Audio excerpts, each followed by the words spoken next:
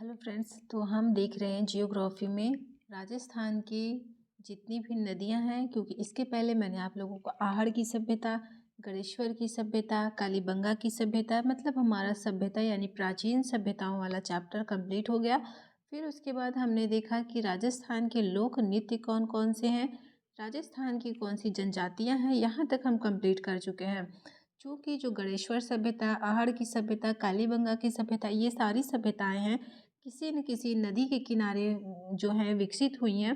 तो हर एक नदियों को पढ़ना हमारा जो है हो जाता है कि वहाँ से भी प्रश्न पूछ सकता है कि जो आहड़ की सभ्यता है किस नदी के किनारे है, तो उस नदी का उद्गम कहाँ से हुआ है, फिर उस नदी पर कौन से बांध बने हुए हैं। तो जब मैं आपको नदी तंत्र बता रही हूँ तो इसमें मैं आपको सारे बांध भी बताऊँगी, सहायक नदियाँ भी बताऊँगी, फिर किस में ये जाकर मिल रही हैं, कितने जिलों से अपवाह तंत्र का निर्माण करते हुए आगे बढ़ रही हैं। मात्र 5 मिनट की क्लास में एक नदी मैं आपका कंप्लीट कर दूंगी। फिलहाल हम स्टार्ट किए हुए हैं बनास नदी। राजस्थान की जो सबसे महत्वपूर्ण नदी के अंतर्गत आती है बनास नदी।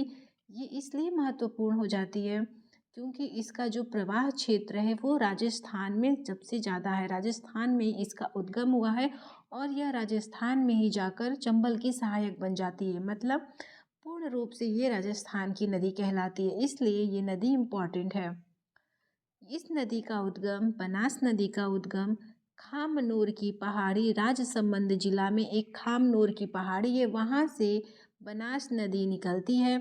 जब यह बनास नदी निकलती है तो आगे चलती जाती है, तो बनास नदी राजसमंद से होते हुए, चित्तौड़गढ़ से होते हुए भीलवाड़ा जाती है, फिर अजमेर जाती है, टोंक जाती है, सवाई माधोपुर जाकर सवाई माधोपुर में चंबल की सहायक बन जाती है बनास नदी। कितने जिलों से? राजसमंद से निकल ही रही है, चित्तौड़गढ़, भीलवाड़ा, अजमेर, टोंक, फिर उसके बाद थोड़ा सा टर्न लेती है, सवाई माधोपुर में जाकर के चंबल की सहायक बन जाती है।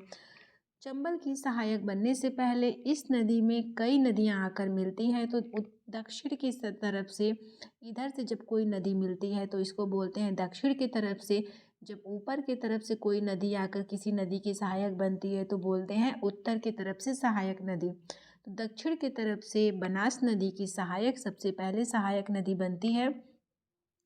इधर बेड़च नदी, बेड़च नदी जो है उदयपुर के गोलकुंडा की पहाड़ी से इसका उद्गम होता है। जब ये इस नदी का उद्गम होता है तो इसका नाम रहता है आयड़ की नदी।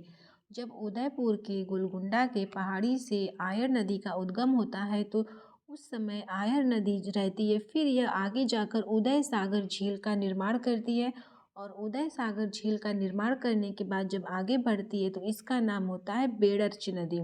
मतलब उदय सागर की झील के निर्माण करने से पहले इसका नाम आयर नदी रहता है, और जब उदय सागर झील का निर्माण कर देती है तो उसके बाद इसका नदी बेड़च नदी हो जाता है। और इसी आयर नदी पर यहाँ पर स्थित है उदयपुर में आहड़ की सभ्यता। आहड़ की सभ्यता हम पढ़ चुके हैं। आयर नदी देगा तो भी सही है, बेड़च नदी देगा तो भी सही है, बनास नदी सीधे सीधे अगर ऑप्शन में है तो भी सही है। लेकिन अगर तीनों नदी ऑप्शन में नाम दिया हुआ है तो हमारा जवाब होगा आयड़, आयड़ नदी। फिलहाल जो है ये जाकर बनास की सहायक बन जाती है, इसलिए हम कह देते हैं कि जो आहड़ की सभ्यता है वो उदयपुर में बनास नदी के किनारे बसा हुआ था। तो यहाँ पर आहड़ की सभ्यता की क्या क्या विशेषताएं थी? यह सभ्यता ताम्रयुगीन सभ्यता थी। इस सभ्यता में जो है उदयपुर में, यह सभ्यता उदयपुर की सभ्यता है, बनास नदी के किनारे की सभ्यता है। तो आहड़ की सभ्यता हम पढ़ चुके हैं। जिन लोगों ने नहीं देखा है वो क्लास जाकर पीछे आहड़ की सभ्यता वाली ज़रूर देख लीजिएगा। फिर ये जो है बेनच नदी इसकी सहायक बन जाती है। उसके बाद एक नदी है चित्तौड़गढ़ से मांडल की पहाड़ी से निकलती है जिसका नाम है मेनाल नदी। मेनाल नदी आकर के बनास की सहायक बन जाती है। तो यहाँ से बेड़च नदी और मेनाल नदी दोनों जब सहायक बनती है और इधर से बनास नदी आ ही रही है, तो तीन नदियों का संगम पर यहाँ पर एक संगम बनता है जिसको बोलते हैं विशोध की संगम। विशोध के संगम बेड़च नदी, मेनाल नदी तथा बनास नदी के संगम पर विनोश संगम स्थित है। उसके बाद जब थोड़ा आगे चलेंगे तो कोठारी नदी, राजसमंद से एक और नदी निकलती है जिसका नाम है कोठारी नदी। और ये नदी जो है इस तरीके से होते हुए फिर जाकर के भीलवाड़ा में बनास की सहायक बन जाती है। भीलवाड़ा में बनास की सहायक बनने से पहले यहाँ पर एक सभ्यता है जिसका नाम है बागौर की सभ्यता। बागौर की सभ्यता कोठारी नदी में भीलवाड़ा में स्थित है। उसके बाद मेंझा बांध बना हुआ है। इसी कोठारी नदी पर भीलवाड़ा में मेंझा बांध बना हुआ है। आपसे प्रश्न पूछे कि मेंझा बांध किस नदी पर है, कोठारी नदी पर, किस राज्य किस जिले में है, तो भीलवाड़ा में स्थित है। इसी कोठारी नदी पर ही इसी कोठारी नदी पर ग्रीन माउंट पार्क स्थित है भीलवाड़ा में।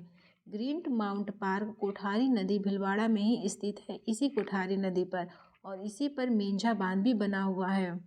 बागौर की सभ्यता भी कोठारी नदी पर ही है। तो यहाँ से 3 चीज़ें हैं, कोठारी नदी इसलिए इम्पॉर्टेंट है। उसके बाद जब आगे चलेंगे तो खारी नदी, एक है खारी नदी, डाई नदी। खारी नदी, डाई नदी और बनास नदी इधर से है ये। तो यहाँ पर भी एक संगम बनती है टोंक में। टोंक में एक संगम बनती है, जो इस संगम का नाम है राजमहल संगम। राजमहल संगम टोंक में बनती है खारी, डाई तथा बनास नदी के मिलने से। उसके बाद टोंक में ही बनास नदी पर एक बांध बना हुआ है जिसका नाम है बिसलपुर बांध। बिसलपुर बांध किस नदी पर है, बनास नदी। किस राज्य में है, तो किस जिले में है, तो टोंक जिले में स्थित है। राजस्थान के टोंक जिले में बिसलपुर बांध बनास नदी पर स्थित है। उसके बाद जब यह आगे बढ़ती है तो सवाई माधोपुर में एक नदी का नाम है मोरल नदी। मोरल नदी आकर के सवाई माधोपुर में जो है बनास की सहायक बन जाती है। फिर जब ये चंबल में मिलती है, बनास नदी आकर चंबल में मिल जाती है। चंबल में मिलने से पहले ही एक नदी है सीप नदी, जिसका उद्गम मध्य प्रदेश के श्योपुर जिला से हुआ है। सीप नदी, यह नदी भी आकर के बनास, चंबल और सीप नदी, इन तीनों का संगम होता है, जहाँ पर एक घाट स्थित है जिसका नाम है रामेश्वर घाट। रामेश्वर घाट संगम स्थित है और यह जो है बनास नदी, चंबल नदी तथा सीप नदी के मिलने से रामेश्वर घाट का निर्माण हुआ है। तो इस तरीके से चंबल नदी पर एक बांध है बिसलपुर बांध टोंक में, चंबल नदी पर मेंझा बांध कोठारी नदी पर स्थित है। फिर है विशोद संगम बनास नदी, बेड़च नदी तथा मेनाल नदी के मिलने से बना हुआ है। राजमहल संगम है टोंक में। खारी नदी, डाई नदी तथा बनास नदी के संगम को राजमहल बोलते हैं। फिर सवाई माधोपुर में जाकर के सीप नदी, मोरल नदी तथा चंबल नदी आपस में ही संगम बनाते हैं, जिसको बोलते हैं रामेश्वर घाट संगम। जो इस तरीके से 3 संगम है यहाँ पर, और बिसलपुर बांध इम्पॉर्टेंट है। इतनी बातें थी यहाँ से। और आहड़ की सभ्यता बसी हुई है बेड़च नदी पर। बनास नदी, बेड़च नदी कहें तो आहड़ की सभ्यता उदयपुर में। बागौर की सभ्यता कोठारी नदी पर बसी हुई है। कोठारी नदी सभ्यता मतलब कोठारी नदी पर बागौर की सभ्यता। तो इतनी बातें थी बनास नदी से। ये रहा बनास नदी का जो डायग्राम है, बनास नदी तंत्र। आप इसका स्क्रीनशॉट लेके खुद से समझ सकते हैं। जब एग्ज़ाम में आप इसका रिवीजन करके सिर्फ इसको स्क्रीनशॉट ले लीजिए। बाकी जो मैंने आपको बताई है सेम वही चीज़ याद रखिएगा। ग्रीन माउंट पार्क, कोठारी नदी, भीलवाड़ा, मेंझा बांध, बिसलपुर बांध। फिर उसके बाद बागौर सभ्यता, आहड़ की सभ्यता, मेनाल की पहाड़ी से कहाँ उद्गम हुआ है। बनास नदी का उद्गम खामनूर की पहाड़ी राजसमंद से हुआ है। फिर रामेश्वर घाट कहाँ है, यहाँ से प्रश्न ज़्यादा पूछे गए हैं प्रीवियस ईयर एग्जाम में। इसी को स्टेटमेंट पे है कि बनास नदी का उद्गम राजसमंद से हुआ है। राजस्थान में पूर्ण बहाव के आधार पर सबसे लंबी बनास नदी को ही कहा गया है। इसकी लंबाई 480, कहीं कहीं 480 दिया हुआ है, कहीं कहीं 512 किलोमीटर दिया हुआ है। बनास नदी का उपनाम है वर्णाश नदी, या फिर इसी को बोलते हैं वन की आशा। कुछ प्रश्न यहाँ पर प्रीवियस ईयर से पूछे गए हैं, उसको भी मैंने इंक्लूड किया हुआ है। राजस्थान की किस नदी को स्थानीय भाषा में वन की आशा कहते हैं? बनास नदी को वन की आशा कहते हैं। वह नदी यानी राजस्थान की जिसका अपवाह क्षेत्र सबसे अधिक है। तो बनास नदी का अपवाह क्षेत्र सबसे अधिक है, क्योंकि यह जो है राजस्थान के राजसमंद से जन्मती है, यानी कि उत्पन्न होती है, और फिर जा कर के सवाई माधोपुर में चंबल की सहायक बन जाती है। मतलब पूर्ण बहाव क्षेत्र जो इसका है पूरा राजस्थान में है, इसलिए कहा जाता है कि इसका अपवाह क्षेत्र सर्वाधिक है राजस्थान में। सुमेलित कीजिए, त्रिवेणी है, त्रिवेणी संगम है और नदियां हैं, इनको सुमेलित करना है। तो बागोद नदी बनास बेड़ची तथा मैनाली नदी के संगम को बागोद संगम कहते हैं। राजमहल संगम को बनास डाई खारी की संगम को राजमहल संगम। बटेश्वर जो है सीप चंबल और बनास की जो संगम है उसको बटेश्वर घाट कहते हैं। तथा ये जो बड़ेश्वर है वो सोम माही और जाखम के संगम को कहते हैं। इसको अभी हम आगे पढ़ेंगे। फिलहाल यहाँ से 3 हमने अभी देखा है। बनास नदी पर संगम है बाड़ोस संगम, राजमहल संगम, रामेश्वरम घाट संगम। नेक्स्ट प्रश्न है आयड़ नदी। आयड़ नदी का नाम उदय सागर के बाद क्या हो जाता है? माही नदी, जाखम नदी, सोम नदी या बेड़च नदी। मैंने बताया कि यहाँ से आहड़ नदी निकलती है, फिर उदय सागर का निर्माण करती उदय सागर झील का, उसके बाद इसका नाम बेड़च नदी हो जाता है, फिर यह जाकर के बनास की सहायक बन जाती है। राजस्थान में राजसमंद जिला में कुंभलगढ़ के निकट खरमौर की पहाड़ी से किस निकलने वाली नदी का क्या नाम है? बनास नदी। राजसमंद की कुंभलगढ़ के निकट खरमौर की पहाड़ी से इसका उद्गम हुआ है। नेक्स्ट है बीसलपुर बांध किस नदी पर बना है? बनास नदी पर। किस जिला में है? तो टोंक जिला में है, बनास नदी पर बना हुआ है बीसलपुर बांध। नेक्स्ट प्रश्न है बनास बेसिन का मुख्य क्षेत्र किस जिला में है? तो इसका जो मुख्य क्षेत्र है वो भीलवाड़ा में है। बाकी तो ये अजमेर से, टोंक से, सवाई माधोपुर से और राजसमंद से, इन सभी से बहती है, लेकिन सबसे ज़्यादा जो इसका बेसिन है वो भीलवाड़ा में है। इतनी प्रश्न जो है प्रीवियस ईयर में पूछे गए हैं। ये प्रश्न जो है काफ़ी ज़्यादा इम्पॉर्टेंट है और प्रश्नों के पैटर्न के हिसाब से ही मैंने बनास नदी का डायग्राम जो है ड्रॉ किया हुआ है। तो यहाँ से ये जो डायग्राम है वो बहुत ही ज़्यादा इम्पॉर्टेंट है। एक बार फिर से इसका रिवीजन अगर आप चाहें तो मैं करवा दूँ। फर्स्टली इसका रिवीजन करते हैं। बनास नदी का उद्गम खारमोर की पहाड़ी राजसमंद जिला से हुआ है और यह जो है राजसमंद, चित्तौड़गढ़, भीलवाड़ा, अजमेर, टोंक, सवाई माधोपुर मतलब राजस्थान के 6 जिलों से प्रभावित होती है। जो बनास नदी है इसमें जो है आयड़ नदी आकर मिलती है तथा मेनाल नदी मिलती है तो विशोद नामक संगम बनता है। फिर कोठारी नदी आकर इसमें मिल जाती है भीलवाड़ा में। भीलवाड़ा में बनास नदी का प्रवाह क्षेत्र सबसे अधिक है। ग्रीन माउंट पार्क जो है कोठारी नदी भीलवाड़ा में ही स्थित है।